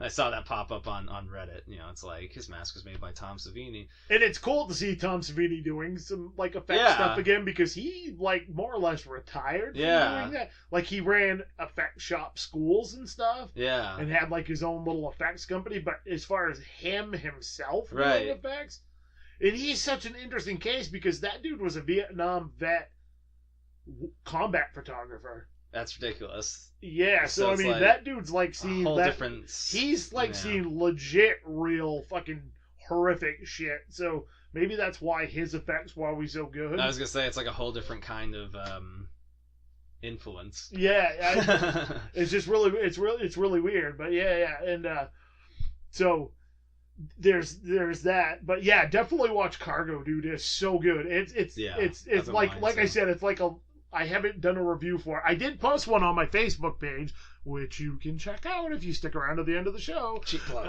Another cheap plug. Gotta do shameless self promotion. There's nothing wrong with it. Always. But yeah, podcast, so and one of the things, like when I wrote the review out, and I said that's basically like it's a less depressing version of The Road, but it's so good, dude. And it's more about, to me, I don't know if everybody would get this out of it, but it's kind of a tale about the treatment of the Aboriginal people and how they've kind of just gotten, it might be, they've kind of gotten like thrown out in the middle of nowhere and pushed out of the good lands into the shitty inhospitable. But because all this shit's going around everywhere else, guess who's not getting fucked up like everybody else, exactly. Type thing. And it's kind of weird in how, I don't want to spoil anything, so I'm not going to explain it any worse. But to me, that's what I got out of it. It's kind of a tale about how these people that are forgotten about and, kind of mistreated end up being like the people that are going to keep humanity from crumbling, type deal. So it's kind of a really interesting story, especially for like a zombie film. Yeah. It's a real weird morality tale mixed in with all this. Absolutely. It looks really cool. And Martin Freeman is fucking fantastic in it. And Martin Freeman, he's having a good year between that and Black Panther. I mean, he's having an okay year. He's having a good fucking career. And then a couple things, Yeah, it's just a couple things. He also played, fucking Bilbo Baggins. Fucking Bilbo, and did The Office before that. Yeah, I've never watched The Office. I never really did either. Because I don't watch TV. I very selectively weird about my TV shows. He was in the original Office, the British Office. Yeah, I was gonna say, yeah. So that's where his breakout was. No shit. And then he does... I learned something. And then he did Sherlock with Benedict Cumberbatch. As I always want to call... Another show I don't watch. As I've always wanted to call him, Benedict Cumberbun. Yeah. and yeah, so... He's doing. I mean, he's just the man. At the moment I see him in something, I'm like, all right, I'll definitely check out Cargo. It's fucking fantastic. Yeah. I also, dude, did you ever watch Willow growing up? The movie Willow. Yeah, of course. I just recently acquired a copy of that on VHS. Yeah. I was so excited and stupidly happy when I got that because it's so like funny. I haven't seen that movie in so long. Oh, it's such a fun. That's like one of my favorite like fantasy. Yeah, it's a great movies fantasy. Ever. It's just self-contained. For me, that's like up there with like Lord of the Rings is like the greatest fantasy movies anyway. I literally just Lady Hawk, finished watching Return of the King today.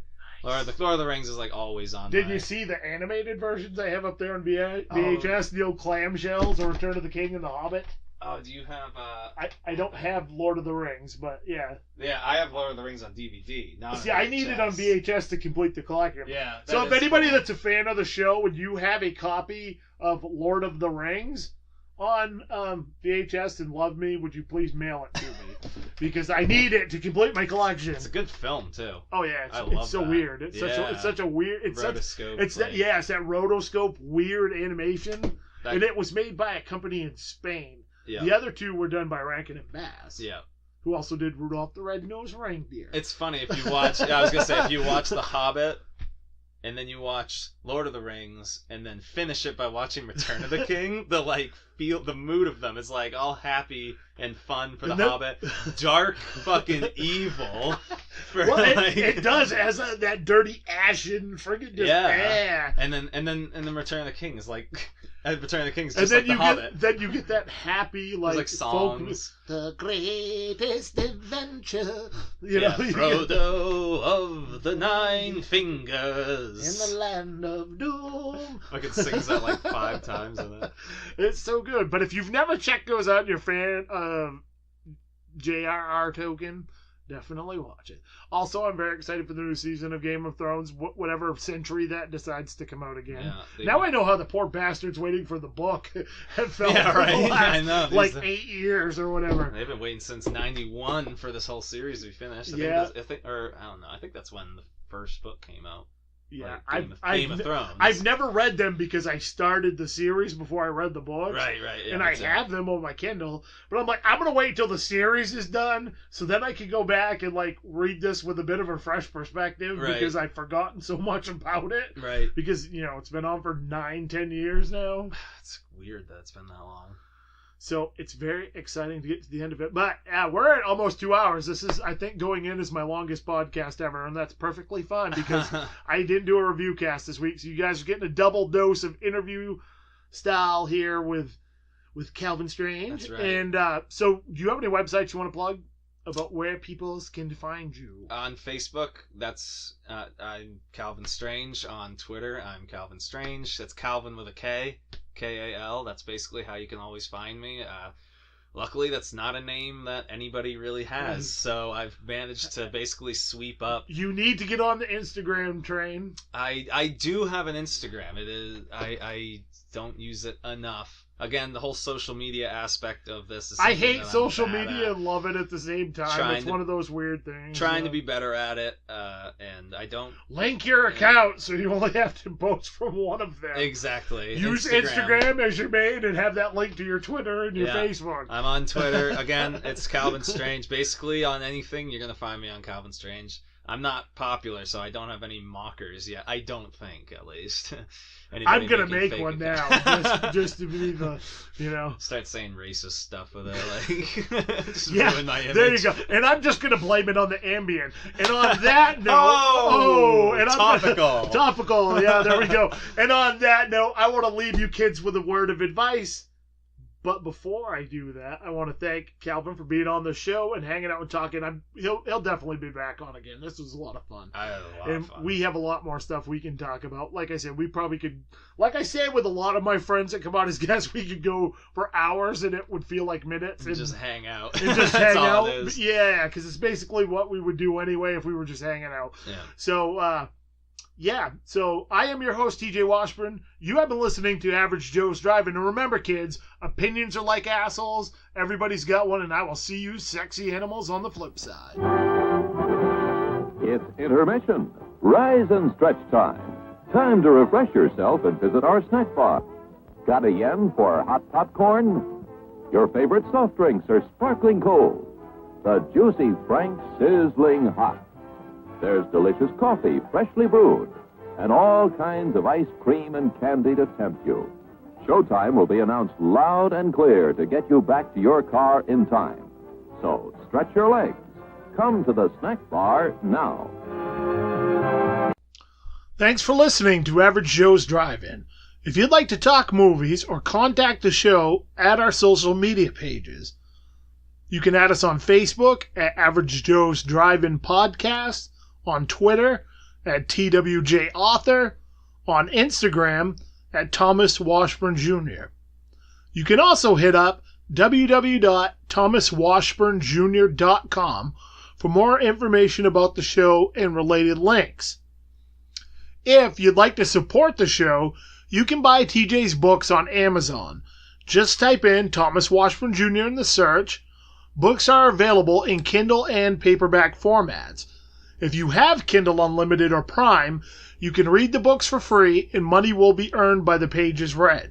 It doesn't cost you anything and it supports the show. Until next time, you've been listening to Average Joe's Drive-In.